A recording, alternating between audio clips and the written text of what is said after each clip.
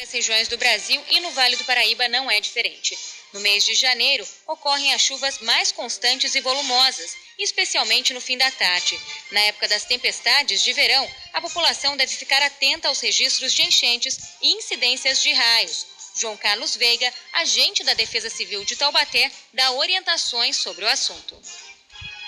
Foi divulgado um boletim meteorológico pela Defesa Civil do Estado e a Defesa Civil de Taubaté acaba se utilizando desse boletim para algumas ações preventivas. Nessa semana, especificamente, a previsão daqueles temporais de final de tarde, início de noite, porque durante o dia vai se acumulando uma grande temperatura, né, e a umidade, tudo isso acaba favorecendo a formação de uma tempestade. E João Carlos, as tempestades de verão são comuns, as enchentes não deveriam ser, mas infelizmente nossa cidade vem registrando cada vez um número maior de ocorrências desse tipo, como as que aconteceram no final do ano passado. São esperadas novas ocorrências desse tipo? Em época de verão é normal acontecer as tempestades. A gente está num período em que a gente deflagra a Operação Verão, né? Então ela se estende até o final de março.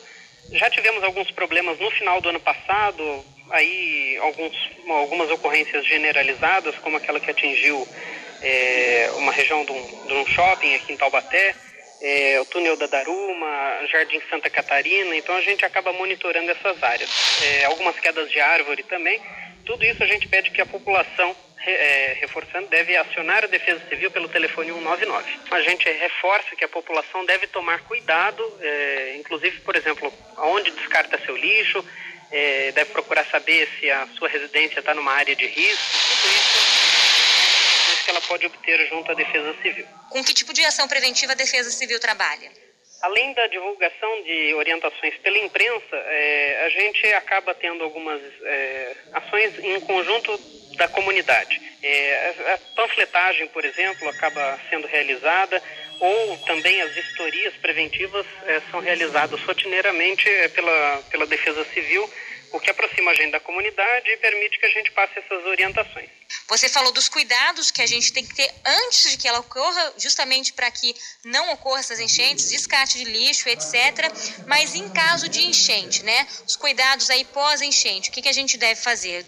Se por acaso a pessoa for surpreendida por uma enchente, um ponto de alagamento, ela deve procurar se afastar dessa água, em último caso, entrar, porque a gente não sabe o que tem naquele ponto, né? Às vezes pode ter surgido algum buraco, se for numa via, por exemplo, ou se for dentro de casa, evitar o contato, por exemplo, de alimentos, tentar elevar seus móveis e também, se possível, desligar a parte de energia elétrica para evitar algum risco de choque no interior do imóvel. João Carlos, além das enchentes, a gente sabe que as tempestades vêm acompanhadas também de raios. Qual a recomendação da Defesa Civil com relação a isso? Com relação aos raios, a gente orienta que a população, prevendo assim, final de tarde, há essa ocorrência de tempestades, evite ficar em local desprotegido. Então, evitar ficar num campo de futebol ou num estacionamento que seja aberto.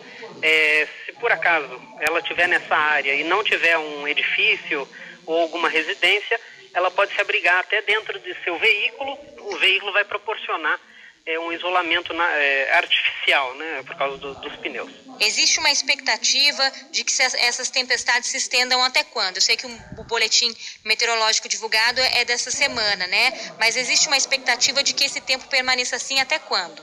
Até o mês de março, especialmente porque esse ano a gente sofre influência do El Niño, né? É um fenômeno que ocorre no Oceano Pacífico, mas que acaba influenciando bastante aqui a região sudeste e o sul do Brasil. Mas até o final de março a gente entende que essas tempestades devem acontecer, especialmente aqui na região do Vale.